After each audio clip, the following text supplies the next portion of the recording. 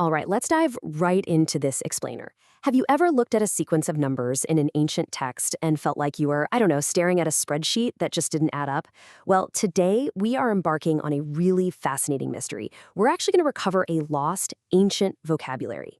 You see, we've been totally conditioned by our modern world to view numbers as just that, precise mathematical quantities. But to the ancient authors of the Near East and the biblical text, numbers weren't just math.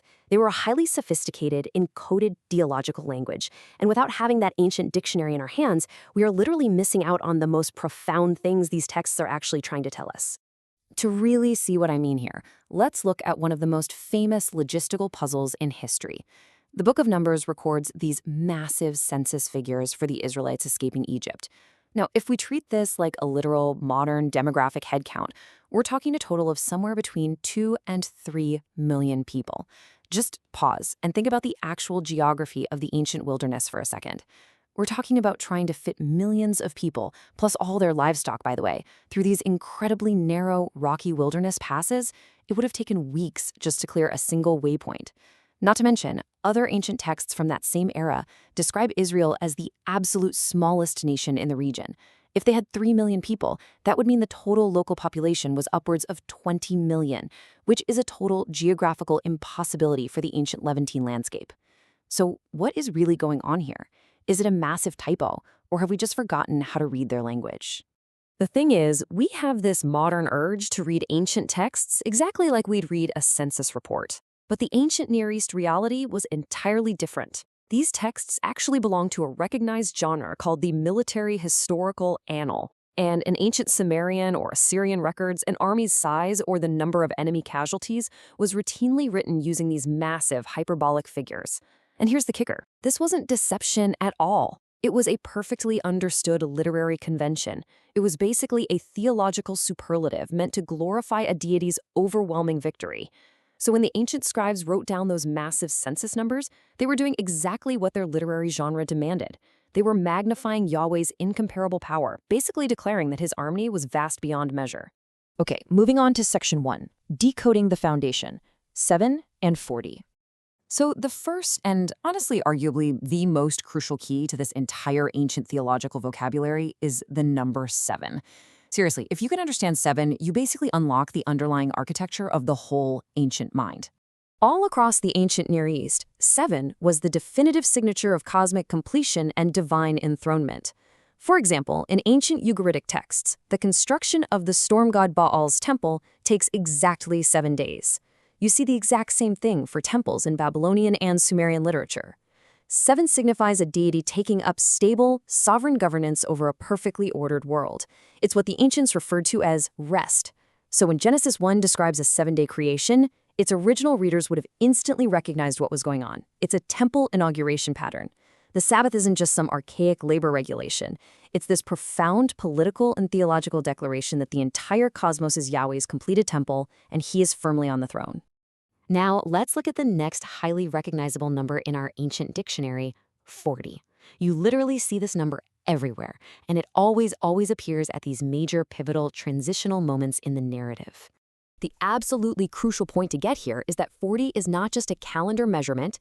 It represents this extended season of ordained trial, preparation, or probation that happens right before a major threshold transformation. Just think about the human body for a second. The gestational period of a pregnancy is approximately 40 weeks.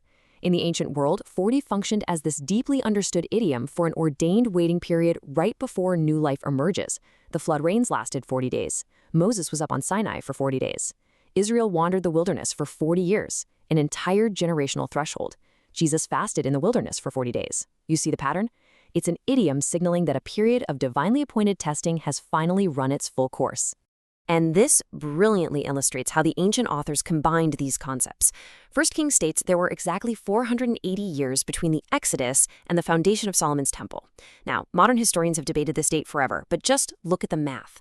Step 1, you take 12, the classic number of the covenant people. Step 2, you multiply it by 40, our number of generational formation and trial. Step 3, boom, you get 480. This isn't chronological arithmetic, guys. It's chronological theology. It is declaring that the temple was founded at the exact perfect moment when Israel's preparatory covenant cycle was fully completed. All right, section 2, decoding 70, the cosmic reversal. This number is incredibly fascinating because it sits right at the intersection of 7, our number of cosmic completion, and 10, the ancient number for structured accountability. In Genesis 10 and 11, humanity is divided into exactly 70 nations at the Tower of Babel. And according to ancient traditions found later in Deuteronomy, these 70 nations were essentially disinherited by God and assigned to the oversight of lesser, corrupt divine beings. Okay, now fast forward to the New Testament in Luke 10.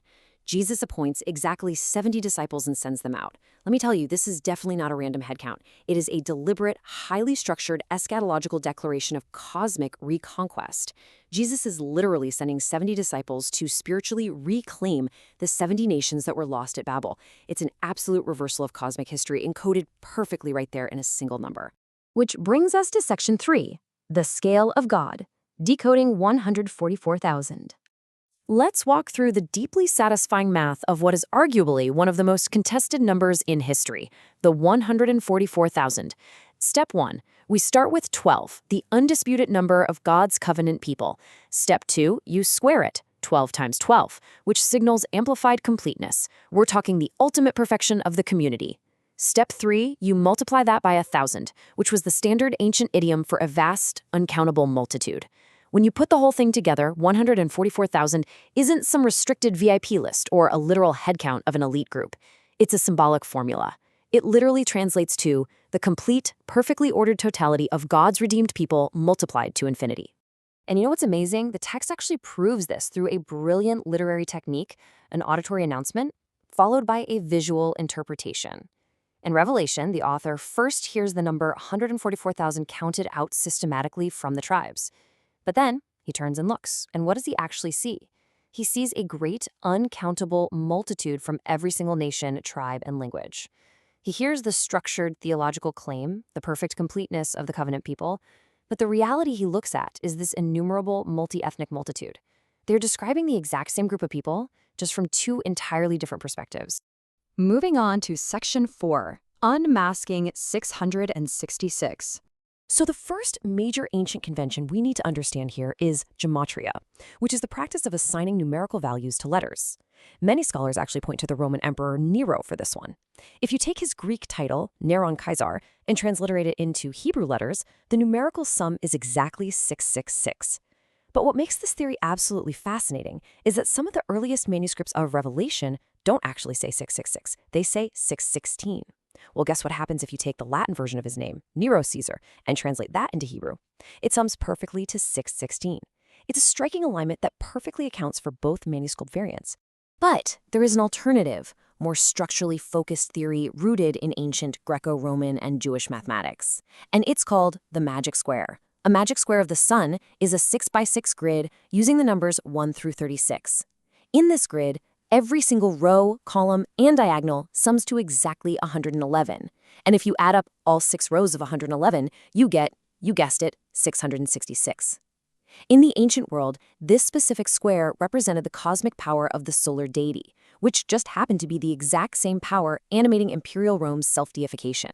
So 666 might actually be structurally pointing to the dark, cosmic power behind any empire that dares to claim divine status.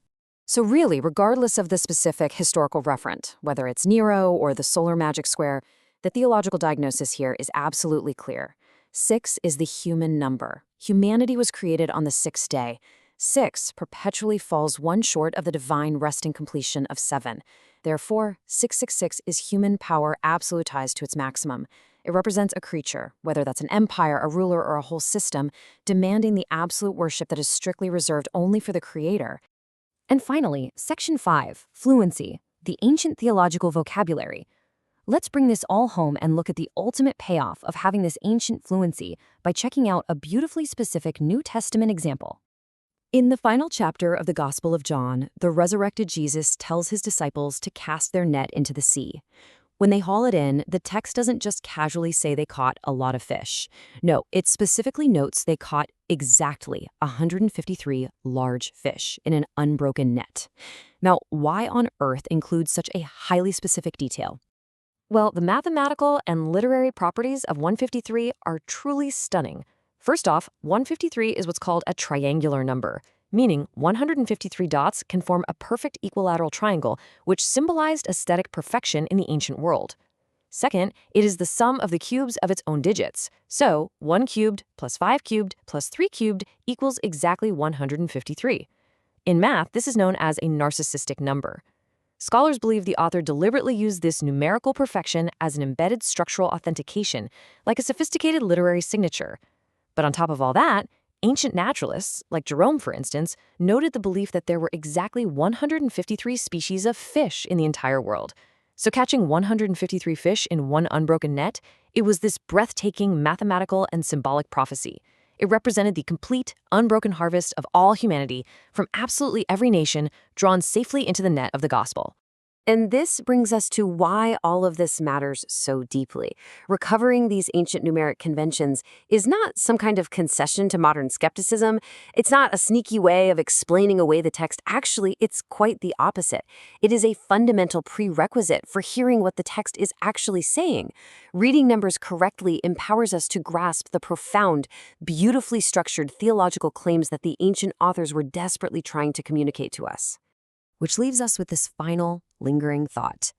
We've just seen how a shift in perspective completely transforms our understanding of millions of people in the desert, the 140,000, the infamous 666, and even 153 fish. So ask yourself, if we've been misreading their numbers for this long, what else in the ancient text are we completely failing to hear? It kind of makes you want to go back and read the whole thing again with fresh eyes, doesn't it? Thanks for exploring this lost language with me. Keep learning and keep looking deeper.